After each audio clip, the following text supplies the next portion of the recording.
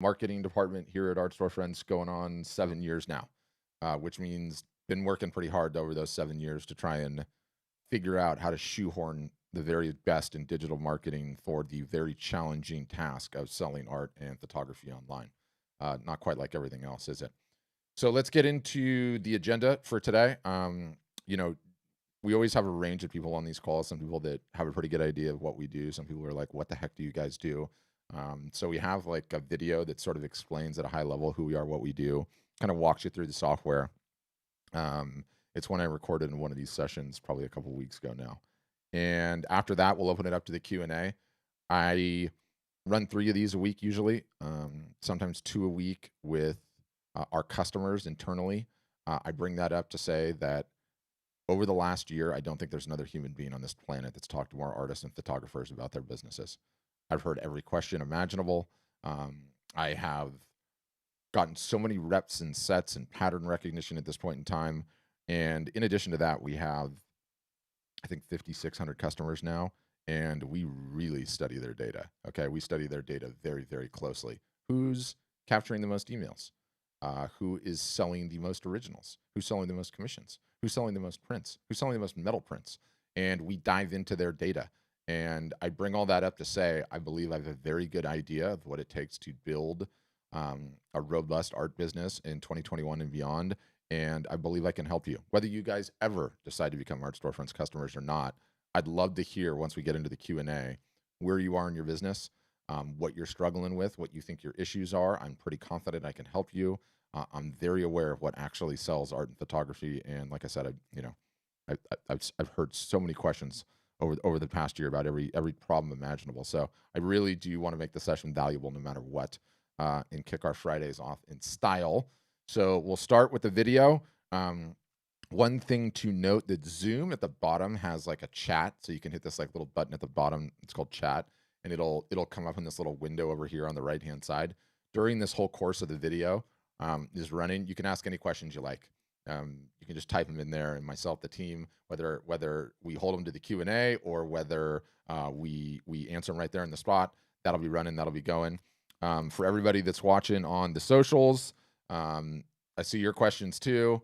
Brandon, welcome aboard. Fired up. See you on the inside. Hi, Clyde. Hi, Lloyd. You guys can ask questions there too. We'll be dealing with those the whole time. And yeah, can't wait for the Q&A on the other side. So April, why don't you get the video started, and I'll see you guys in just a few minutes.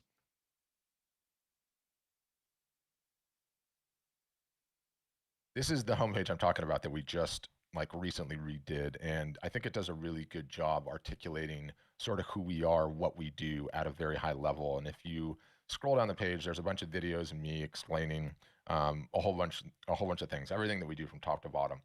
But our tagline, which states everything that you need to start, run, and grow a successful art business, really does sum up what we do. You know, we get pigeonholed as they're a website company. They're a website company, and yes, we do offer websites, but it is a tiny, tiny portion of what we do. Ultimately, we learned a couple of years ago, the hard way, by the way, if we are going to grow and be successful as a business, art storefronts, that is 100% dependent, surprise this one, but on how successful our customers are, on how much art and photography our customers are selling on a yearly basis. And so when you look at that as the problem that we're solving, it becomes so much more than a website, because a website is not enough. But still, we're going to talk about the website. I'm going to get into the other layers as we go down.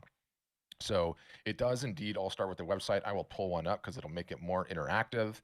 And, you know, anyone that's been attempting to sell art or photography for any period of time, I'll use Bono today, they know one thing conclusively: selling art in an e-commerce capacity digitally online is not like selling other items. It's not like selling swim fins or ladies' handbags or electric scooters or bicycles or anything else, right? Buying art, okay, and buying art online is A, an extremely visual process, and B, an extremely friction filled process. And what do I mean by friction? I mean, friction is all of the various different things, okay, that will prevent a visitor to your website from turning into a buyer, okay? And so really everything that we do with our software is attempt to solve for this friction, okay? To solve for the friction, to solve for how important the visual aspects are towards selling art and photography online. And it's never any one feature. It's all of the features working together. It can be little things like when you select a media type, which is canvas, it changes to a canvas, a gallery wrapped canvas. Most people don't even know what a canvas is. And so we've developed special videos that show the differences, the nuances in the real world, what an actual canvas print looks like, what's going to show up at their house, what are the high points of this one, is canvas different than metal. Oops, I missed a click on that. And so you can see what a metal print looks like and how it's sitting flat, eventually how it's hanging up, all the nuances, the intricacies, because it is such a visual process buying art. We have a feature called the wall preview, which allows you to cycle through various different room types. Again, such a visual process buying art. Not only can you circle through the different room types, and yes, you can add your own room type images in. We use some generic ones by design, and you can size pieces up and down, see what it's going to look like. Do I need a 36 by 49? Is that too big? Do I instead want a 28 by 38? We're making it easier for your potential customer to get to a buying decision. What if they want to, their walls aren't white, right? What if they're this ugly color? Or there's something a little bit darker? Is the piece going to look good with this color, right? Because again, buying art is just such an incredibly visual process. Another feature that everybody likes to talk about that we get a lot of plaudits for is Here we we are have this on feature, artist and art. excuse me, mute that, called live preview with AR. Okay. And what this is this allows somebody to come to your website with their telephone, can be iPhone or Android. You can see the phones here on the right hand side. And without downloading any apps, they can just use their phone, their camera, and press one button on your website that says live preview. And what this is going to do, it's going to take the camera on their phone, okay, which is going to show the real room, the real wall, where the art will potentially go. And then it takes your piece in augmented reality and it projects it onto the wall. And you're able to move it around with your finger. You're able to size it up, size it down, take screenshots. And so, is it going to look great in the room? What size do I need to get, right? And so, again, this is attempting to solve for the visual friction of, I don't know if it's going to work in my room. I don't know what it's going to look like, right? It's just getting them one step closer to a buying decision, removing the friction from the process. And, you know, I've been doing e-commerce marketing, digital marketing my entire life. Everyone loves to gravitate towards the wall preview or the live preview with AR. But the reality is when you do this for any period of time, it's not about one individual feature. It's about all the features working in conjunction, and you never know which one's going to end up. If we think of a sports analogy like a basketball team, it's how many players you have on the court that can contribute, right, to eventually scoring that basket. And so it's why we do the demo process. We have literally hundreds and hundreds of features, all to remove the friction, all to help you get better at selling art and photography online. And when you request one of these things, our outreach team will reach out, have a conversation with you, and schedule it. It goes like an hour and 10 minutes, and we just go through feature after feature after feature. So it's not about any one of them; it's about all of them working in conjunction. Independent of that, let's keep working down the page. So we also have a ton of backend software. It turns out running an art business, art photography business, there's a ton of individual little nuance and things that can slow you down. Okay, things like uploading an image and how many images do you have to upload to your web page for all the various different media sizes and types you have. It's very helpful to be able to just upload one, have all the sizes auto-populate for you, and tell you exactly what you can sell. Things like markups. How do you set markups? Can you do it globally? Can you do it per media type, right? And so no one likes to talk about the back end features, but we have a slew of those as well, all there to make your life easier, to give you time back. Okay. Um, let's talk about our fulfillment. And we love talking about this. This is in our company DNA pretty significantly, but I'll pull up a website. So we're on Bill Stidham's site. Or I should probably start here actually. So we are integrated. Well, let me start here. You can have it any which way you like. If you're an artist that just does originals and you get orders, obviously you're going to be responsible for fulfilling the originals because you have them. If you're an artist that has a local printer or a photographer that has a local printer, you really like using your printer, you can use your printer. The orders come in, you send the order to your printer. We call that self fulfillment, no problem. What we recommend our customers do, though, is integrate with one of our print partners, and I'll get into the reasons why. But we've got Graphic Dimensions on the East Coast, we've got Bay Photo on the West Coast, we've got Print Partner for our customers in Canada, and then we just recently integrated with a company called Guten that handles the merchandise, and I'll get into that in a second. How does it work? You sign up, You get your site set up, which usually takes 14 days or less. You click a button that says, I want to integrate with this print partner. An order comes into the website. The printer gets paid. You get paid. The order gets printed. The order gets boxed. Your logo goes on the side of the box. Boom, it ships to the customer. You touch absolutely nothing. There's nothing you have to touch, nothing you have to do. All happens automatically. And again, it's to give you back that amount of time.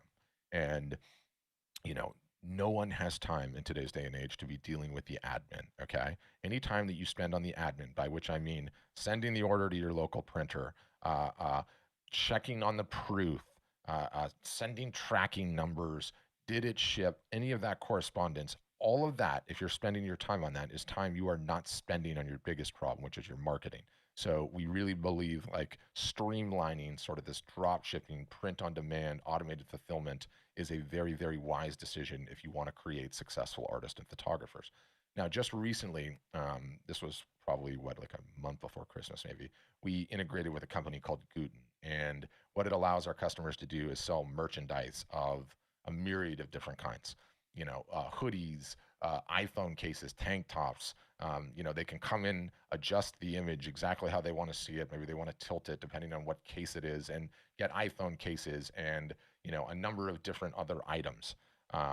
We've got throw pillows and I clicked out of it, and coffee mugs, and we're adding more and more and more and more of these. And on the subject of merch, we realize again, if you go back to our original mission, why we exist, we need to create a set of circumstances, a set of conditions such that the artist, the photographer can make and grow as successful a business as they want. And so some artists look at this merch and they're like, they turn their noses up at it and like, that's not fine art. Why would I ever want to do that? Some are like, I'm all in, I love it. We don't care. Our job is to provide as many different opportunities for artists and photographers to be successful as possible. And we've been totally blown away by how much of this stuff actually, believe it or not, sells. And some of it is higher margin than you would think. Like a throw pillow is $44, and what does a tote bag cost? I think a tote bag costs $38.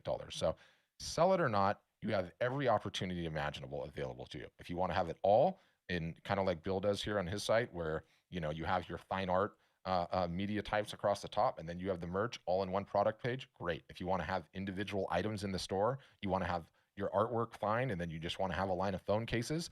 If you want to have one for a couple of weeks and then turn it off, you can do any and all of that, and it's one click to turn it on at any point in time. It's automated. It's completely automated in terms of fulfillment, and that's not going to change. And we realize again, like artists and photographers are essentially just creators, right? You're just creators, and you have a talent. You have a talent with a brush, or you have a talent with the lens. You want to monetize that talent. Okay. So again, our job is to give you as many different opportunities to be able to monetize that talent as possible. So that's how we go about it. And again, it's a debate about when to use it or when not. But somebody on one of these sessions earlier was like, who's the greatest rock band of all time? I was like, no, who? He's like, the Rolling Stones. He goes, guess what the Rolling Stones have at their concerts? I said, what? A giant booth for merch. He's like, they sell hundreds of thousands of dollars of it a year. If the Stones sell it, I'll sell it. So anyway, I thought that kind of stuck with me. It was fun. So that's our print fulfillment. And I should say too that we're adding calendars and we're adding puzzles and we are adding photo books. And to be honest with you, if they come out with a line of hot air balloons, we'll add hot air balloons too, right? Because again, it's creating a set of circumstances such that the artist and photographer can be successful. We don't care where the success comes from. I don't care if Brian gets into business and he's the number one iPhone selling case guy of the entire United States. He's got a successful business, right? So not for us to decide. Support. We believe we have best in class support. If you took a look at our Facebook ads and you scrolled through the 350 of them, you'll see more positive responses for the support than just about anything else. We're very, very good at this. Yes, it's in all the venues you think it is, email, phone, chat support. But in addition to that, kind of what I'm most proud about is we run 6 days a week, including Saturdays, Zoom sessions, just like the one you're on right now. Okay. And you can pop into one at any point in time with any support related issue and get fixed, get unstuck. There's screen shares. They can take over control of your computer and just get you sorted instantaneously. So we're very, very good at it. Not only do we support our application, we ask you guys, we teach you guys marketing all year long, and which I'll get into in a second. What if you're having a problem with Facebook or with Instagram or with MailChimp or with your Facebook ads? We actually support that too. You can pop into a Zoom session and say, hey, Patrick, I'm stuck on my Facebook ads. I'm getting this message. Can you help me? And our team will get you unstuck. That's an amazing thing. There's not many companies that do that. So I'm very, very proud about that. That's in terms of the overall website picture. And we essentially do all of that, okay, to give you your time back such that you can work on the biggest problem that every single solitary person on this Zoom call has, which is the marketing problem. You need to get better at it. And let me tell you, I've got 4,700 customers, and there's only one universal truth about every one of them, right? Every niche imaginable, every subject matter, all over this country and others. Every one of them has a marketing problem. The person that just past $500,000 a year in sales has a marketing problem. They want to grow that business, they have a marketing problem. The person that just is getting started, sold their first piece, they have a marketing problem, and everybody in between, right? It is the biggest problem. And so, we want to create successful customers. We realize we need to teach artists and photographers how to market. And so how did we solve for that particular problem?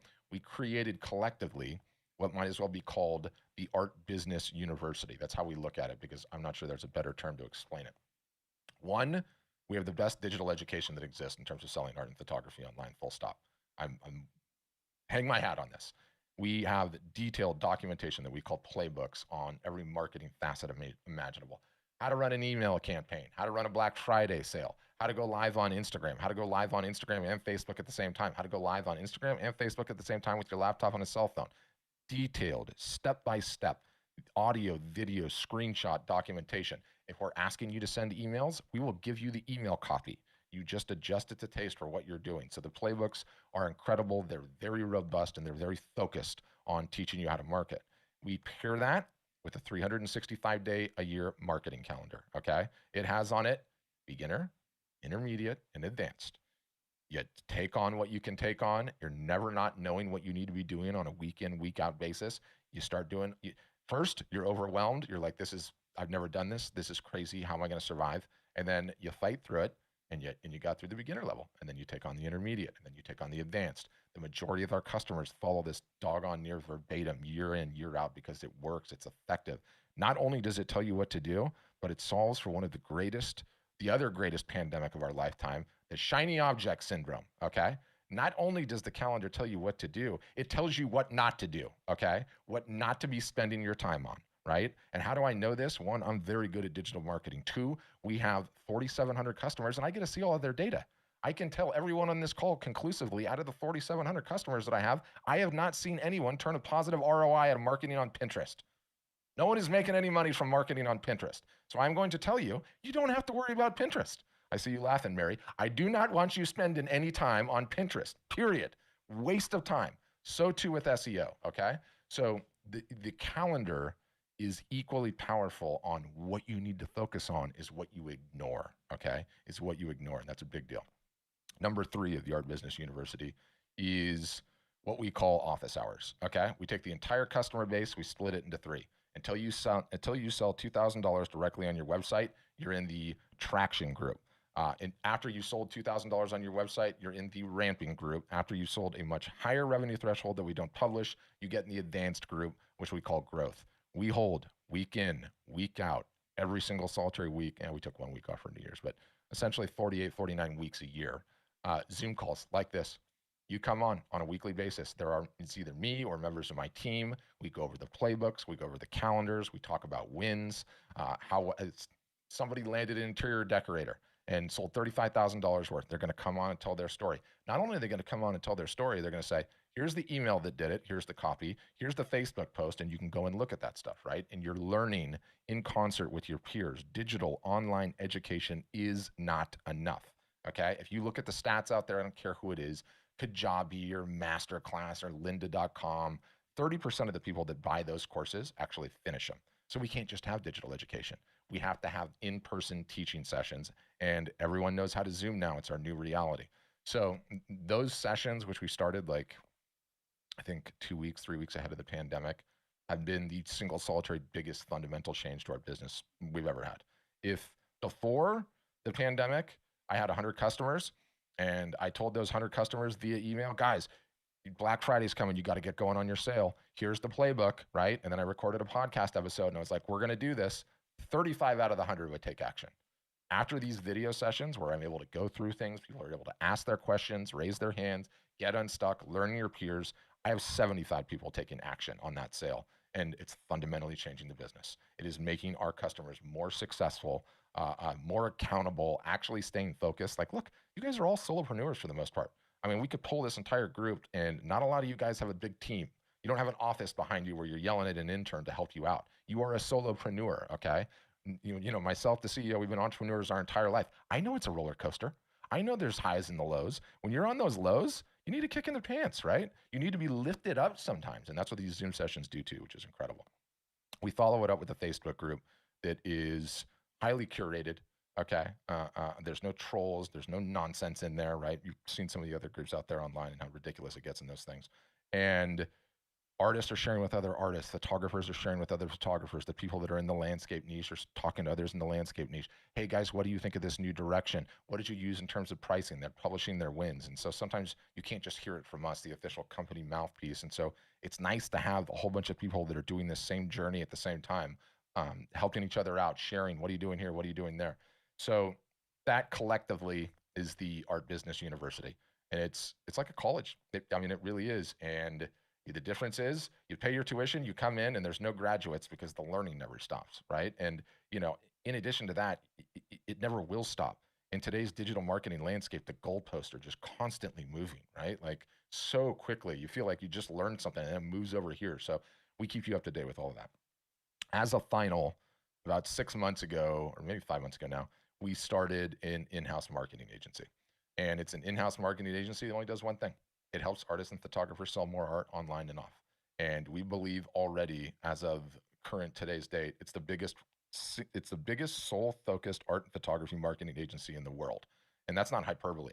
I've been asking on these calls, can someone name me an agency that specializes only in helping artists and photographers sell their work? I haven't found one. No one's ever put one in the chat for me, especially not a big one. Why? Because my aforementioned point, selling art and photography is not like selling swim thins or ladies' handbags or scooters. It's hard, right? It's really hard. And we're good at it because we've been working at it for a long time. Also, I get upset, right? Because I look at all of you guys as like, you own a McDonald's, right? And if you owned a McDonald's, you have to know how to do the ordering. You have to know how to clean the floors. You have to know how to open the building. You have to know how to operate the drive-through window. You have to be able to flip burgers and fries and do all of that and do the ordering, right? Like it's your business. You need to understand those things. But at the same time, I'm not naive in the sense that 80% of our customers still have full-time jobs or in some capacity. Maybe they're service-based photographers and they're trying to sell their fine art. So I get it. You need to be able to have the ability. If you don't have the time to do the marketing and you have the resources, you need a la carte things that you can jump off the shelf. Hey guys, I need my Instagram profile tuned up. I need my Facebook page tuned up. I need to help with a sales campaign. You need to be able to do that sometimes. In addition to things like we'll completely build your website for you. You don't want to do that. You hate building websites. Your fears in life in order are death, taxes, and building another website. I get that. I get that, right? So you can drop your images in a folder, tell us to build the site, we'll build the site for you, okay? We'll manage your Facebook ads, okay? We will manage all of your social posting. And again, it goes back to the top premise. Like our job is to create successful customers. And so we looked at it 6 months ago and it's like, we need to have an agency. And then some people are like, well, I want to do it myself. Fantastic. Our job is to have the best DIY product, do it yourself, learn, come on the sessions, and then also have an agency where you can pay. And again, it's a la carte or it's, almost full service. And the amazing thing about it is, I've been doing marketing a long time, right? What do all marketers love? A case study. Oh, we love a case study, right? With the sexy data about this huge win, and we publish it on social media and we use it for lead generation. So totally did that all the time. Okay. Guilty. And if you lose, you don't publish it, right? You wait till you hit a winner and do all that. But it used to be I would go and run a case study with a customer and, I'd have limited bandwidth to do that. And then we would build the playbooks. Well, guess what I have now? I've got agency staff. I've got one guy that all he does all day long is spruce up Instagram pages for artists and photographers. He did 65 of them last week, or probably 65 last month. So imagine the learnings that we're getting. What happens is the learnings are going right back into the playbooks, and then they're coming onto the Zoom sessions and they're teaching, and we've got a little flywheel going on, right? We've got a little artist and photographer education flywheel. So it doesn't matter if you ever order a single solitary service from the agency, And we don't even care if the agency ever makes any money, in all honesty, because all it does is just improves the product, makes more successful customers, and helps us grow. So we really, at the end of the day, are fundamentally a business that can be thought of as a rowboat, right? It takes our oar, your oar. We jump in the boat in the same time, and if we can get that thing rowing in the same direction, the faster we can get that going, the better everybody does. So that's Art Storefronts in a nutshell. That's my presentation. All right. Thanks for watching all of that. Hopefully that answered some of the questions that you might have. And at this point, I think I'll open it up to Q&A and then just save my rant in for a little bit further down the line. How do we do Q&A? So if your camera's on, someone from my team will see you. You can do the old-fashioned hand raise, and we'll see you, get you in the queue. For everyone else, there's a participants button at the bottom of the Zoom window. And if you click that thing, it gives you the ability to raise your hand digitally. And what that does is it'll like form a queue, and it lets me know that you have a question, and I can unmute you and address it. And don't feel like you need to turn your camera on. If you don't want to turn your camera on, if you're comfortable being on camera, wonderful. If you're not, I totally get that. I hate being on camera. So you can ask your questions audio only. That's totally okay. And questions in the chat, I'll get to those, pick those up as well. And then also, for all those that are watching on YouTube and Facebook and Twitter, I'm seeing those questions, and I will do my best to answer those too. So we'll jump right into it. Lacrima, you're first. I'm going to go ahead and unmute you. Go ahead, Lacrima. You'll need to hit them. Yep, gotcha. Yep. Hi, everybody. Hi. Hey, so I would say that I do appreciate the fact that I can talk to someone on the phone, and I had almost set up a meeting, but I just haven't yet. Okay. Why can we not just get a little bit of an idea of the pricing? Like every time I click on anything that you guys send us, it's always talk to someone first. And I just want to know, is it a couple $100 a month or is it a couple $1,000 a month? Yeah, I can give you an idea on that. So the way that we do it, we're let's just say like a normal website company in the sense that we have a monthly fee. So we do have a monthly fee like every other website company. What we realized a couple of years ago is that you can't just have a website company, because with just a website, you're not going to have successful customers.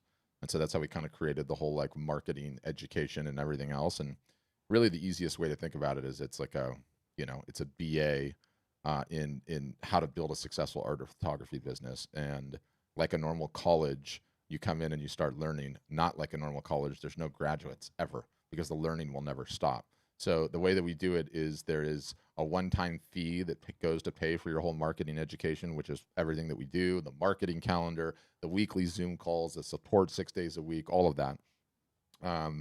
And I think on the base level plan, it's $999 down and then $49 a month. So that's sort of the range. Okay.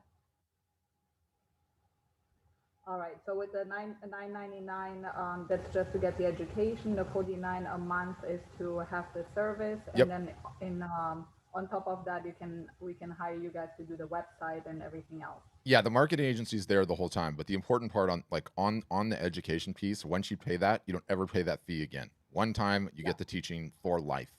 And Okay. one of the things I'm like really proud about at this company is that we're constantly adding to what all that is and what all that looks like. And once you're in, you're in. You don't ever have to pay it again. And the Uh-huh. product just keeps getting better and better and better. It was interesting because we started out, and we have a couple of folks on staff like me that are we've been working in digital marketing for a long time trying to sell art and photography, so we're good at it, and we do great teaching. But we're starting to mature now as a business and get more and more customers in. And what's been really amazing with the education product is we have our customers teaching a lot of it now. I mean, we have one gal that is like the expert at licensing deals, and she's sold hundreds of thousands of dollars of art all via licensing deals. And so she'll come on and she'll teach her own session. I see you, Tim. I'll get you. And so she'll come on and teach her own session on licensing, right? And we have one guy who is really, really good for whatever reason at landing banks. He's got his art in like 27 banks across the Southwest. And so he'll come on and he'll teach a workshop specifically on how to sell commercial installations. And it just keeps growing and growing and growing like that. And to be honest with you, I know conclusively, Lacrima, because I've run so many of these, not one single solitary person on this call has a website problem. Their biggest problem is not a website problem. Their biggest problem, all of your biggest problem, our biggest problem is just an attention problem. We need more eyeballs on our art or our photography. And until we get that, how are we going to be able to effectively sell it? We're not. So really, it's the education is just the biggest part of the whole thing. It really is. No, she muted again. So I don't know if you were done. I'm going to unmute you one last time, Akriva, just to make sure. Did that Yeah, answer? no, that was great. Thank you very much. Okay, my pleasure. Thank you. Okay, I'll get you next, Tim, and then Linda, I see your question in the chat. Go ahead, Tim, you're up next. And you'll need to unmute, Tim. Gotcha. There we go. Yep, Okay, gotcha. so still getting used to this Zoom thing. Yep, all good. Take too much of your time. Listen, I've been kind of like nipping around the edges of you guys for probably about a year now. And Okay. I've been doing some of my research and some of the comments that I've gotten directly about storefronts, not to be confrontational, is that you guys are really a printing business. Is there any credence to that? None whatsoever. None whatsoever. I mean, do we offer printing? Yeah, absolutely. But no one has a printing problem. To my earlier point, you have a marketing problem. And until we solve the marketing problem, you can't even have a printing problem. You can't even have a website problem.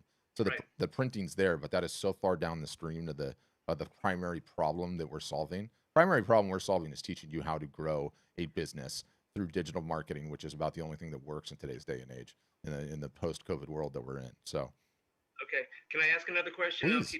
No, please. This is what's for. Take your time, Tim. I trust myself to create great art. Mm-hmm. I don't trust myself to do the back work. Yeah.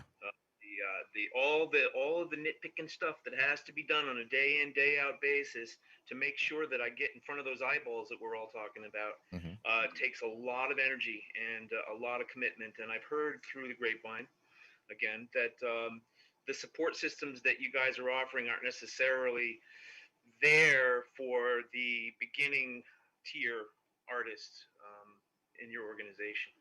Yeah. So early on, the first year especially, it's really hard for people. It can be really, really hard for people, especially if they're technically challenged and they've never marketed their art or never tried to digitally market their art or do anything that's involved with running sales and just everything that we do in a digital capacity, right? And so some people get really intimidated about that, but also too, and I would say whatever you've heard through the grapevine, like it's got very little to do with our system because our system and again, just hear me out. I'm not trying to be braggadocio or whatever. Our system is very, very good and there's nothing like it. Like the fact that we're running Zoom calls 6 days a week, the fact that we have a calendar that tells you what to do 365 days a year, the fact that you can get support for applications. You have a Facebook problem, we'll fix the Facebook problem. Have an Instagram problem, we'll fix the Instagram problem, right? Like the fact that you can get all that, there's no website company I'm aware of that does that. Let's table all that for a second. We have a bunch of people that come on board that sadly tell us they've validated their art. And what do I mean by that, validated their art?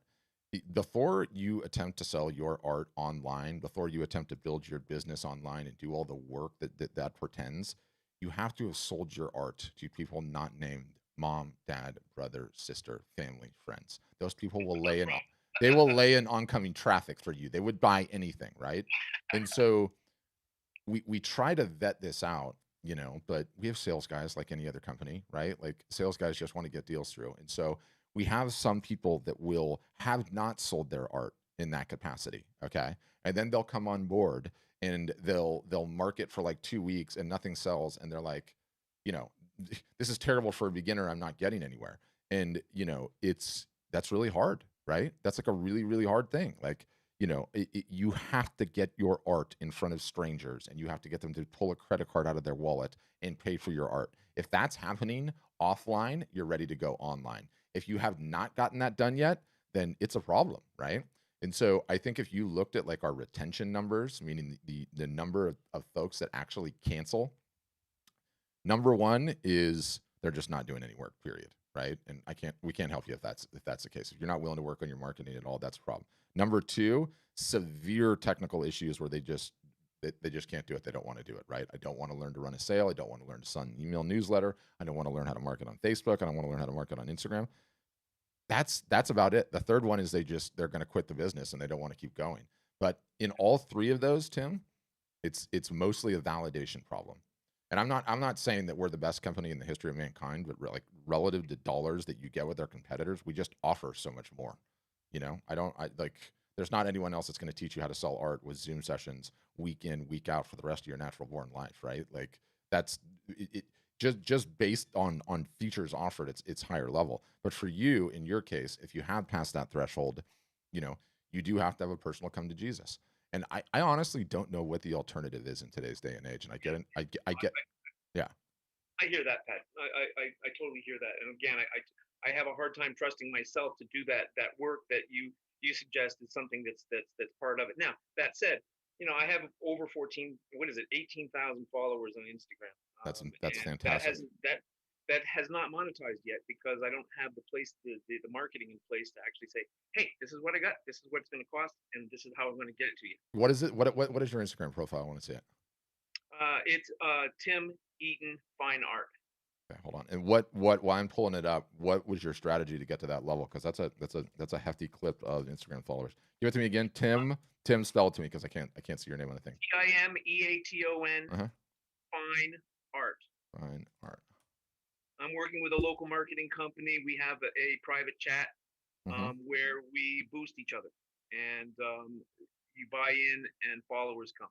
Yep, got it. So sometimes, hold on, I got to get the right thing going here. So sometimes, and I'll just get this full screen actually. Sometimes when you do those things, you'll find that you get followers, but you don't get followers that are super engaged. It can be it can be hit or miss. But you know what the really interesting thing is. And by the way, as I scroll through this feed, I know you're not going to like to hear this, but I don't see a single photo of you holding up a piece of your art. I need to see more of it. I love the fact that it's on the walls. If you're doing my process stuff, I love to see that too. Yeah, there are some my process things in there, but maybe not enough of me, just statics of me holding art. Definitely not. And then let's see if you're leveraging IGTV. Good.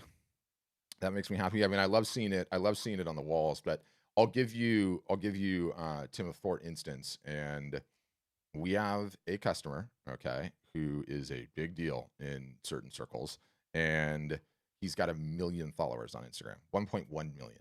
Yeah. I mean, I know that 18,000 is bull. No. The point I was making with that. So there's the guy that has 1 million followers on Instagram, big deal, household name in certain circles. And then we have a gal that has 5,500 followers on Instagram, and she outsells him 7-1 on a yearly basis. So the point is that not all follower counts are equal, right? And not all art businesses are equal. There's no like golden rule. Like if you just have this amount of followers, you're going to be able to generate this size business. Like there's just a lot to it. But the fact that you're there is impressive nonetheless. Congratulations. And you can link out of stories, which I like.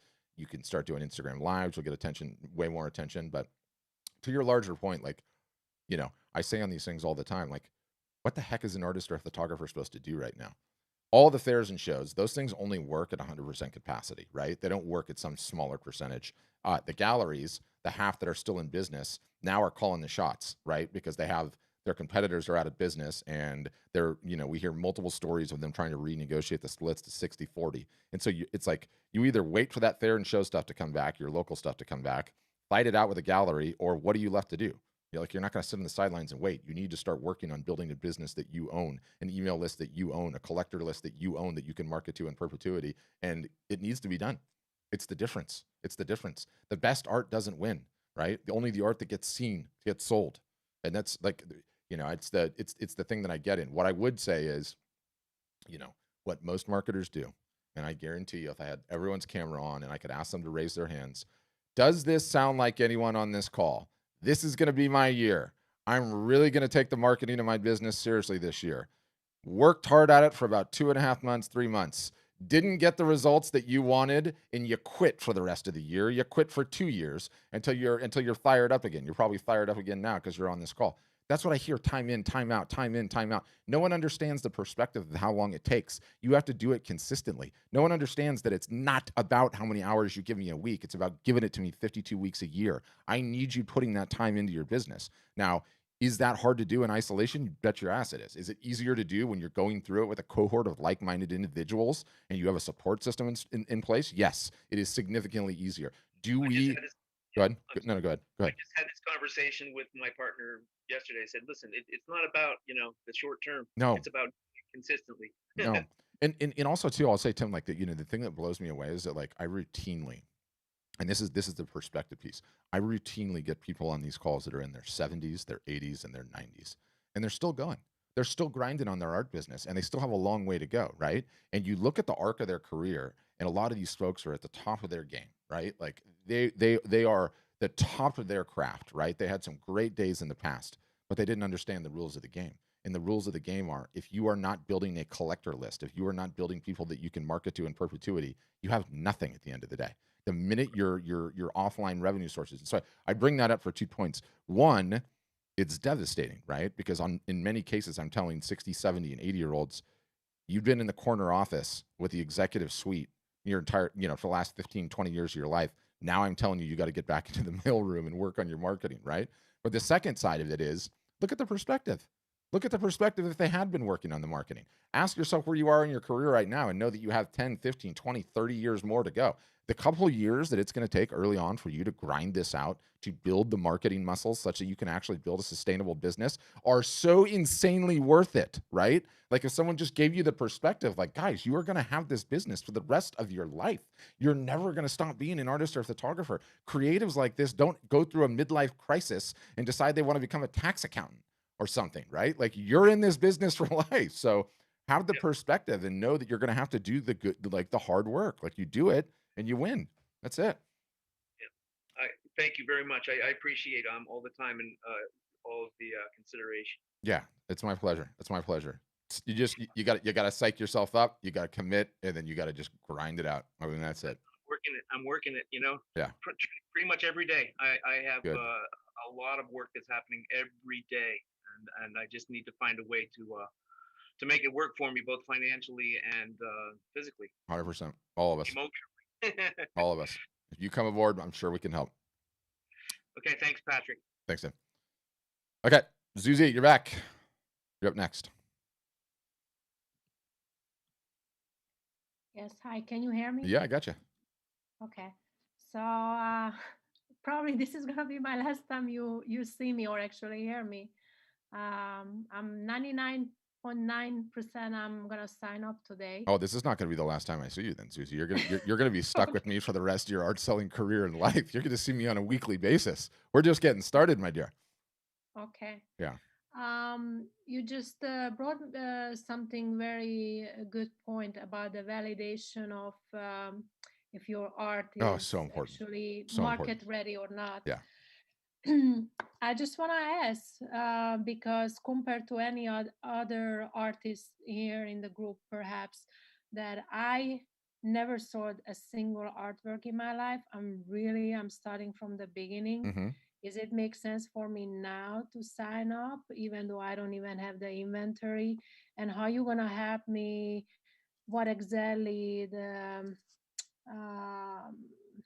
support that I get to really help me out with validating? Let's say if I create two artwork, hand holding me because this is the most crucial part of it, Yeah, and we've got dedicated playbooks on it. What's so interesting too is that yes, you need to figure out a way to sell it locally. Yes, we have some techniques for you to do that. Yes, we'll figure out how you can get to validation quicker. But validation is like, it's a wide swath, right? Like some people sign up and they have a crazy niche where people just love what they do and they're selling gangbusters, high six figures their first year. Now, is that the norm? Absolutely not. Others will come on and, the business will be doing okay. They'll be selling $5,000 to $20,000 a year, but that doesn't map to their expectations. That doesn't map to what they like. And so sometimes you get started on a path, you start selling some of your art, and you realize I actually want a bigger business than this. And so pivoting and trying out new things, what we call pivoting, is a normal part of growing a robust art business, right? Like there's a reason when Picasso died, he had 45,000 pieces in his inventory. He was trying out new things all the time. Some of them hit, some of them didn't. Right. So the pivoting is like just a really important thing that we see on most successful artists are constantly doing it. And, a lot of times the business is going okay and it's at like the level. And then all of a sudden, boom, they hit something that just sells better than they ever did before. They end up putting a tremendous amount of energy in there. The problem is usually when when you don't have the support structure, and why I think you should sign up, is that you need the motivation and you need the marketing to figure out, does this work? Okay, does it or doesn't it? If it doesn't, then you can try something else. If it does, then all you have to do is more marketing, right? And a lot of times, people will sit there and they will spend months and years. I have to figure out what my style is. I'm going to try this style. I'm going to try that style. And the problem is that they never end up showing the work to enough people to understand if it actually will ever sell. And they're just sitting there in their inner monologue saying, maybe I'll do this, and maybe I'll do that, and I'll try this, and I'll try that. Until you go through the activities of marketing and building the following and figuring out if it'll sell, you're never going to get the feedback. So one of the huge benefits of having that attention is that when you are trying out new things, you instantaneously get the feedback. You got to understand whether or not you're even on the right track. So I would say sign up versus not sign up, Zuzi. If you feel like you can make a commitment, by which I mean the next couple of years, to work on the marketing and follow the plan, you're good to go. If you don't feel like you have that in you, then I would pump the brakes. Thanks for your honesty. No, I'm completely dedicated, because what you mentioned, the last year or so, I've been perfecting my style. But like you said, I just perfecting it, but I never actually got to the point of validating it. Exactly. So you need the push.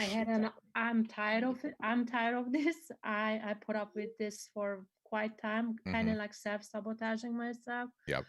So I gotta do it, and I just needed to hear that, because it's like maybe I'm rushing into it because I don't have inventory. Maybe my styling is not perfect, but I done some market research, like you mentioned in one of the podcasts, that go out and on different sites to see who's doing what, like similar genre. Yep. And so I have that. So I know exactly where I want to fit in, but I never actually putting it out, so and validating it. So thank you so much, and I guess I'll see you on the other side soon. Yep, you will indeed. In which case, the real poking and prodding will happen, Zuzi, and it will never stop till we get you there.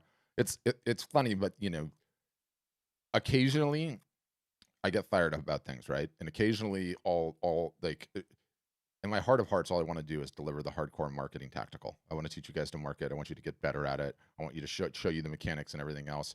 But I realize every once in a while, like when I put out content or when I, am speaking on the Zoom session to customers, sometimes you just need the rah-rah. Sometimes you just need the locker room get you fired up speech, right? And keep you motivated and poking and prodding. Like, Tim, I'm looking at you right now too, right? Like, you really have to have that. It's almost as important a part of good artist and photographer business growth as is actually understanding the marketing and the tactical, because you guys are solopreneurs. It's like what I said in the early pitch. You don't have a back office staff. Maybe you have a partner, a husband or wife that's constantly rooting you on, or a mother that's constantly rooting you on, but it helps to have a whole bunch of people constantly rooting you on, right? And constantly pulling you up. Then it's like you'll be month 2 and you'll be pulling your hair out of your head because you're so frustrated with some marketing thing you're learning or some tech thing. And then you'll get on the Zoom call and you'll see someone else that's pulling their hair out of their head. And you'll send them a message and it's like, is this frustrating the crap out of you? And they'll be like, yes. Okay, great. We're going through this together. That helps too. It helps to have like a robust peer group that's all focused on growing their businesses. It's just critically important. So, well, yeah, it's going to be good, Susie. Don't worry. Okay. All right. And I don't want you spending a lot of time getting the website up either. Okay. I want that thing live in 48 hours, ready to go. Let's start selling. Okay. Thank you. Okay, Zuzi. She's been on a couple of times, so I know her. Okay, Chani, you're up next. Are you there, Chani? Oh, you got to pull over, Chani. You got to pull over. You're going to make me feel guilty. Wait, I'm going to put it down. Can you hear me? Yeah, I can hear you. Okay. So, hi. Hi. I've never joined one of these calls before. I am an artist, but maybe my business model is a little bit more abstract than kind of what I'm picking up here. So I'm a poet and a philosopher. I've published a coffee table book in the relatively recent past, and I'm working on a website. Part of my business model includes prints. Okay. And the way I came to you is weird, but I basically used to print art locally And it's just textography. It's very simple shit, right? Like super straightforward, but beautiful. My work is good. The words that I use are very resonant. So anyway, part of my site that I'm building, the idea was I want to sell art through a portion of the site. How I came to you was I was working with Bay Photo because my local printer got bought out by them. Yeah, and yours and everyone else's. Yeah, the woman that I was talking with was super helpful and sweet, and she gave me your name as an integration partner that somebody would work with to set up dropship integration through the site. So that's sort of my spiel, and it would be one spoke in my wheel, not the totality of the business model. Yep. Well, you know what's interesting. I mean, notwithstanding the fact that if you're selling books, you probably want to be selling those on Amazon just because they have a dominance there. Well, I'm actually not. Yeah, I'm not selling books anymore. I published a book. It was a very specific project. The work that I'm doing now is more in the coaching, spiritual teaching, and writing workshop space. Yes. So I've done workshops with local rehabilitation centers, that kind of thing. So not selling books online. I agree Amazon would be the route for that, but that's more the crux of the business. I got you. I understand. So, despite the fact that the entire website is set up to sell wall art, right? And it's also just an e-commerce shopping cart at the end of the day. So we have a ton of people that are selling classes directly from their websites. We have a ton of people that are selling books directly from their websites. We have a ton of people that are selling all sorts of various different things. And you can sell whatever you want on it, right? For you, the interesting part would be an order comes in for a print, you touch nothing. You waste zero time except, hey, Patrick, your print came in. Just let me know. Wanted to follow up and see how it is. Like, other than that, you don't do anything, right? So that's what I want. I want completely liquid inventory, both on the print side and on the merchandise side, which I don't know if you guys do. That's all we do. That's all we do. Do you do merch like clothing and shit like that? We do. So what do we have now? We have an integration with a company called Guten, and right now we do coffee mugs and pillows and shirts and tank tops and hooded sweatshirts and calendars and puzzles and greeting cards and it's all it's all POD, right? POD is the best part about it because you don't have to. There's no minimums. There's there's no holding inventory. The order comes in. Ask you 2 questions really quickly, and please be like brutally honest. Yes. One is like a scale of 10 question on quality, and then so I'll ask that one first. Scale of 1 to 10, how would you rate the quality of the product? On merch or on prints or on what? Yeah, merch. I think the prints is probably a 10. I've seen the work that Photo does. Yeah. The print, the prints are a 10. That's easy. Yeah, that's easy to achieve. But on the merch, you could check out Guden's website and evaluate for yourself. I think, I think as it pertains to POD, like, to get the highest quality merch, you got to put in a minimum order. You have to order it and you have to hold the inventory yourself. That's just the rules of the game. Fact.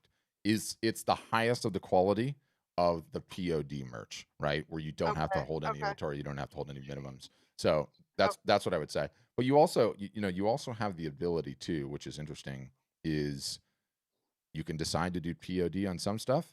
And if you want to get a higher quality item somewhere, you can decide to just have the item in your store and forward the order after you get it to them, right? So, you have flexibility as you go forward.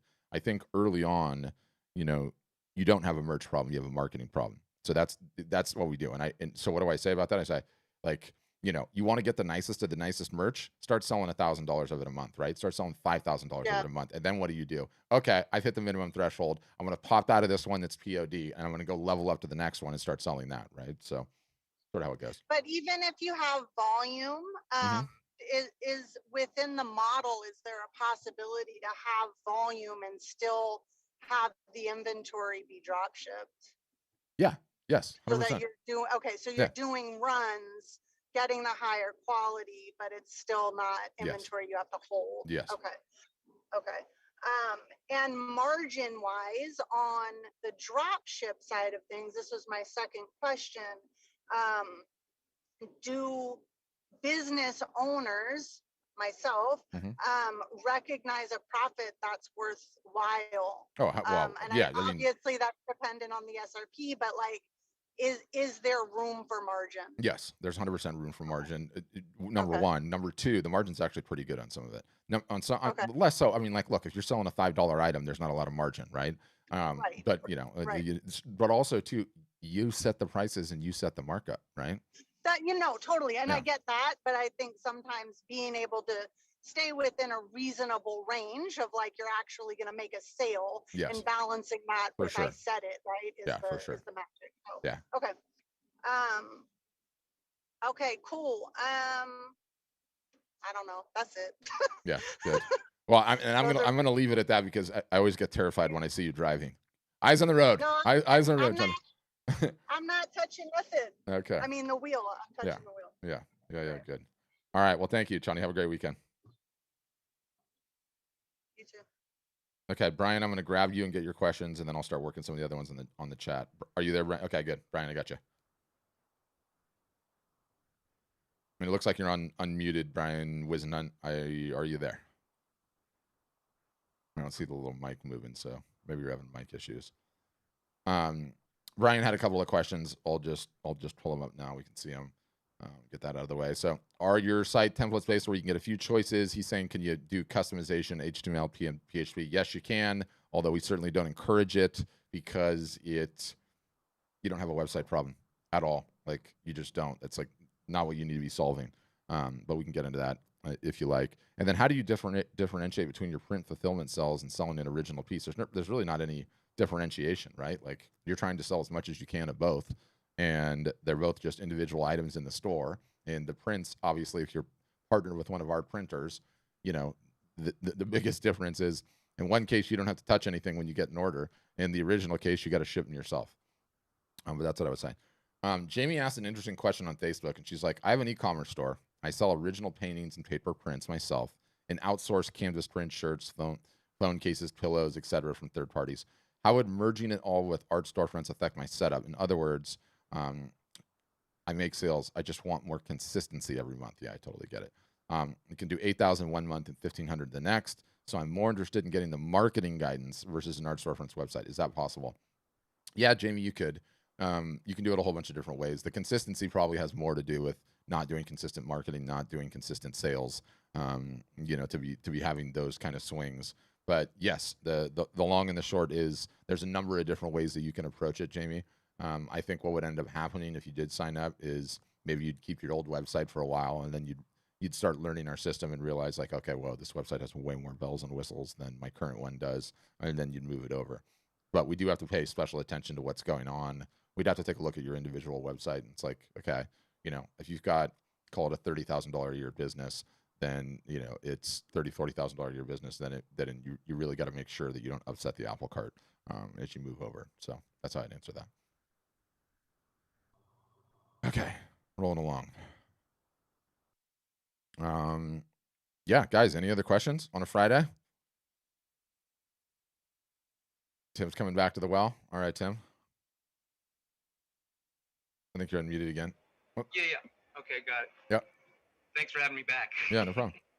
I have two different lines and really not sure which way to go. And I wanted to know if the website can accommodate more than one specific thematically consistent product line. Oh, 100%. You can put whatever you want in there. Like, this is one of those tropes that people get caught in, which is, you think that the brand of your art is whatever style that you're doing currently, right? And nothing could be further from the truth. Yes, what you're actually painting is a large part of what the brand is, but guess what else? You are the brand just as much as the artwork is.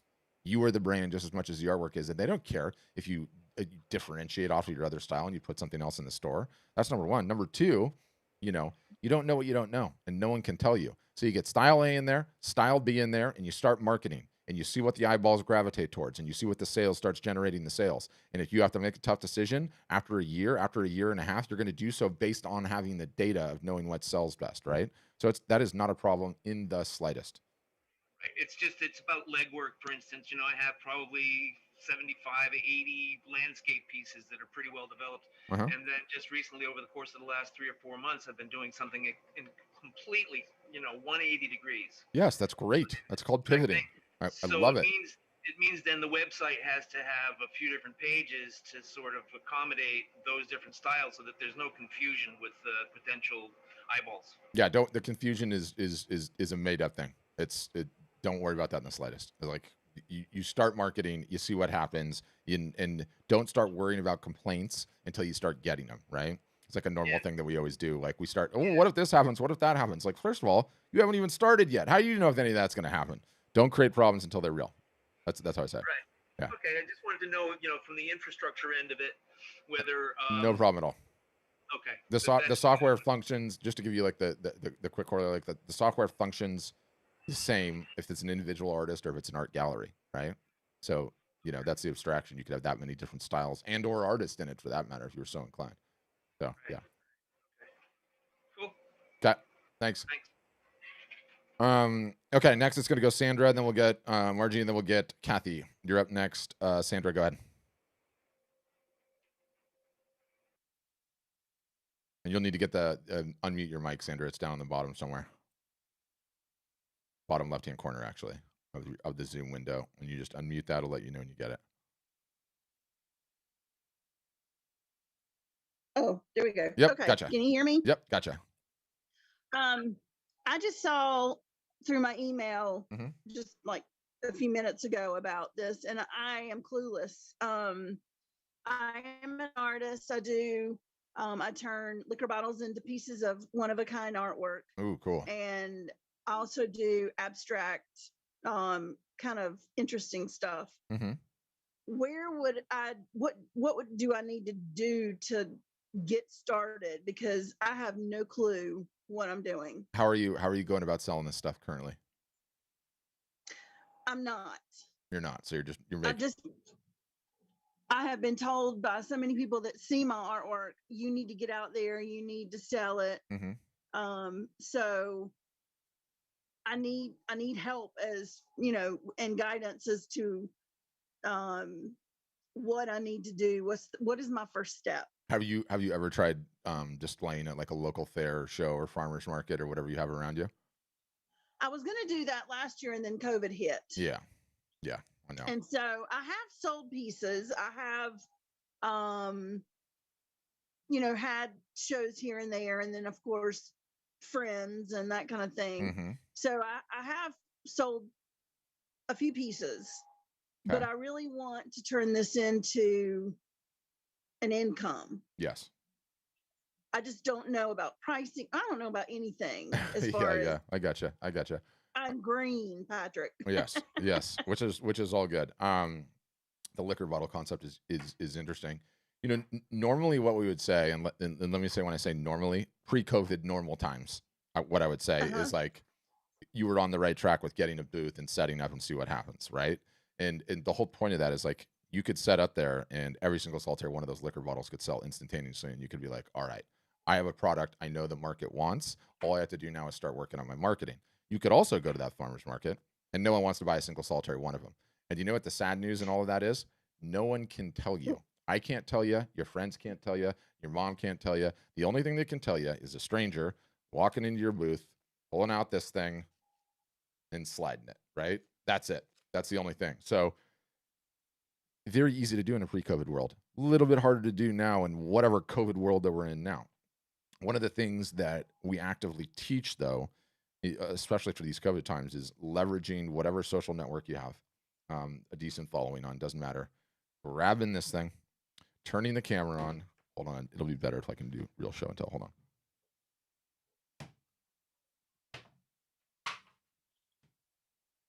Hey guys, it's me, Sandra. I've decided I'm finally going to launch my art business. Many of you guys have been telling me to do this for a long time, and I'm finally ready. So what I'm going to do, your cell phone is on, could be on Facebook, could be on Instagram, could be anywhere you have a social following. And I'm going to go through and show you some of my latest pieces. This is such and such. It's out of a maker's bottle. I did this and that and the other. I would normally sell something like this for But for right now, because I'm trying to get the business going, I'm going to sell it for $225. I take PayPal, Venmo. You can send me a check, COD, if you want to come pick it up. And then talk about the next piece, right? And, you know, obviously yours would be bottles or whatever. And your inspiration, what it looks like, that it's ready to hang, that it's really cool, that it's one of a kind. Turn that on and do it. Turn that on and do it. And when I say that, do it this weekend. Do it this weekend. And I don't even care if it's on your personal Facebook page and you only have 500 friends on there. Turn this thing on, go through your art or have a friend hold it and go through your art and talk about it and try and sell it. That would be the advice if you've never given it a shot that we've been giving to people. And to be honest with you, we've had several people do it on the first time, sell well over $1,000. First time. It's one of those things like you just need a little push to try, right? And you got to give it a shot. And I think we lost Sandra. So there she came. She came back. I think you muted. I think you muted yourself again. I'll unmute you, Sandra. Did that all make sense? What I heard, yes. Good. That's what I would do. And then after this thing is over, we'll email you the replay so you can kind of watch the beginning and get an idea of everything that is that we do. But if I were you, and you and I were business partners, I would get those bottles lined up, have a special sale on them this weekend, use your cell phone, and then post it everywhere you can. Email it to you in your personal contacts and say, I got to get these things out. I got to clear them out and see if you can't sell them. If you sell them, then you have a marketing problem. If you don't, then, you know, then you might not have a product the market wants. That's what I would say. How do you know how much to charge for them, though? Make a number up. It's completely arbitrary anyway. That's a beautiful thing about the pricing art. Like, you can start high, and if you don't sell any of it, you can go low. If you start low and it all sells, guess what? You got to go much higher, right? And it's a reversible decision. You can change your mind at any point in time. Okay. Yeah. I'd sell the bottles at like $250 and then negotiate, right? Like if somebody's like, Sandra, I really want that Jack Daniel's bottle, but I can't afford the $200. I'll give you 150. You'd be like, all right, I'll take it. Okay. Yeah, because I've got a lot that is done. I've also started doing what I would do on a bottle on a canvas. I mean, if you've got a lot, you can always get real hacky and go old school, which is get out and plaster that neighborhood, let them know you're having a garage sale, have all your art on the driveway, and say everything must go. See what happens. Okay. You can do that. Cost you a couple of placards. That's it, and a table. And see what happens. Nancy's looking at me like I'm crazy. She's nodding her head, going, "No, don't do it. Don't do it." You'd be surprised, Nancy. You have to get eyeballs in front of that arch. She's got to know whether or not it'll sell. If it sells, she's in business. She's got a marketing problem. But until it does, she's not going to know. You know, nobody might like them. Nobody might buy them. You know, you don't know until you know. You know, that's like sort of the long and the short of it. And you know, the analogy I always give, and I think it's a good one. It's like, okay, Sandra's trying to start a restaurant and I'm trying to start a restaurant. We've both been cooks our entire lives and we want to start a restaurant. And Sandra's real hacky and smart and I'm not. So I'm going to go ahead and come up with a business plan. I'm going to go down to the bank. I'm going to apply to get a loan. I'm going to get a loan. I'm going to search for a location for months. I'm going to hire a wait staff. I'm going to decorate the place. I'm going to get a sign out front. I'm going to print out menus. I'm going to open and have one of those little stringy things out front, letting everyone know. And then everyone comes in and I find out that the dishes I'm cooking are not what anyone wants. Sandra, on the other hand, went day one to Costco. Okay. I'm not even on page 2 of my business plan. She went to Costco, got a rolly cart. Okay. She made her tacos, put them on the rolly cart and marched into an office building on a Monday morning. And everyone started coming down and getting tacos. And they're like, you know what? These things are amazing. Will you come back? Will you come back again? Will you come back again? So now she has the validation that her food is good enough to start a restaurant and she can go start the restaurant. Me, on the other hand, I can't even begin to tell you how much time, energy, and effort and money. And now I realize that I've got a restaurant no one wants to come to. If I would have just pushed the cart into Costco, I could do it. So Nancy, I promise you, if she gets that garage driveway show going on and gets a bunch of people interested in her art, then it's game on. She knows, right? She knows conclusively that quickly. So that's my advice. Got to execute on it though. Okay. Got to execute on it. Send me an email. All right. You gotta send me an email. Yeah. I want a follow-up email. You've got my email. I'm emailing you. So I want to hear. I want to hear if you did it. And we'll send you the replay that you can watch the rest of it too. All right. I believe in you, Sandra. Thank you. And I love the liquor bottle. angle. I think it's interesting. Okay, Margie, you're up next. Okay, hi, it's Margie. Margie, sorry, Margie. I sort of have, I know I have a marketing problem. Yeah. I've been a practicing artist for years and years, and I can't seem to overcome the concept that it's not my job to sell the work, that it's supposed to be a gallery or someone else that is supposed to be doing the marketing for me. God forbid I would have to do that myself. I know. It terrifies me. I don't know where to begin. Other people have sold my work. It's in collections. Most of the galleries where I've shown have closed because of COVID. Yep. I need to start learning marketing for myself from the ground up and somehow get over the idea that it's not, it is something I should be doing. That it's okay to be doing it. Yeah. Yeah. You have to give yourself permission to be okay to do it. Yeah. I know it's getting harder and harder and harder. I mean, that old model is just, it's dying. Yeah, it is dying. In the primary reason that it is dying, make no mistake about it, is it's almost impossible to build a sustainable art business if you are not cultivating your own collector list, if you don't have the information on your buyers. And, you know, I cite this book. Hold on, let me grab it. Just give me a second. Don't Be a Starving Artist. It's by Weiland, who is the whale guy. We'll send you the link. You have to buy it directly from his site, but it is fantastic. Okay, it's really thin. And by the way, Weiland is #1 selling artist in the United States. I don't know where I pulled that fact out. I can't verify, but it sounds sexier when I say it. So Weiland is #1 selling artist. Anyway, he talks about the importance of a collector list, and I've been doing this, you know, like I said, 6, almost 7 years now, and I've seen time and time again the artists that are cultivating these lists, what happens. And what happens is Weiland defines a collector as anyone that will buy an upwards of 7 pieces from him over the course of their lifetime. Okay. And you keep growing as an artist, your prices keep going up, they go along for the ride with you, and they buy again and again and again. And so the goal really with the collector list is you come out with a new series, you show them before anyone else, and they buy a high percentage of the work, right? And, you know, we have a gal that we ran a sale with last week, and the mechanics of the sale were announced the sale on Monday, that it was going to start on Wednesday, and it was actually a live art show. On Tuesday, she emailed her collector list, and her collectors bought 48% of the show before anyone else even saw it.